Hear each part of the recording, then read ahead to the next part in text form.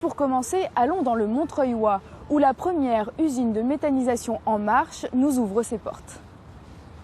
La première unité de méthanisation du Pas-de-Calais est à Saint-Josse, dans le Montreuilois, et fonctionne depuis le mois de juillet. Le principe est de produire du gaz à partir de matières premières organiques d'exploitation agricole et d'élevage. Dans ce bac vert, la ration alimentaire, qui a raison d'1 tonne par heure, va alimenter cette grande cuve. La matière, elle est injectée dans ce qu'on appelle un digesteur. Un digesteur, c'est l'équivalent d'un estomac, en fait. Donc ce digesteur, on le maintient à une température à peu près constante, entre 38 et 41 degrés en général. On contrôle les paramètres de ce digesteur régulièrement, cette température, le pH, pour s'assurer qu'il est en bonne santé.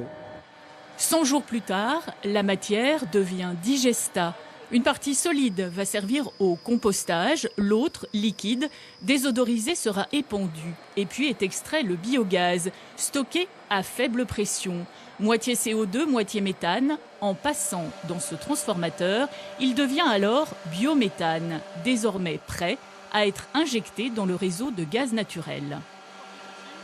On accompagne très fortement cette filière biométhane en acheminant un gaz renouvelable qui est produit localement et qui est consommé localement et qui est une véritable démarche d'économie circulaire puisque ce sont les déchets d'un territoire, les produits issus de l'agriculture d'un territoire qui vont devenir une énergie qui va être produite et consommée localement.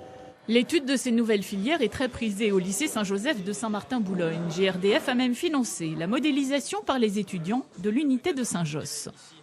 Donc on a choisi la fibre optique diffusante, donc différentes couleurs pour différents procédés. Le rouge ici, il est pour le chauffage, le bleu, il est pour le biogaz, purement biogaz, et ici le jaune, il est pour le gaz qui est réinjecté dans le réseau. Le site de Saint-Josse alimente actuellement 1000 foyers. Objectif national pour GRDF à l'horizon 2030, faire circuler dans ces tuyaux 30% de biométhane.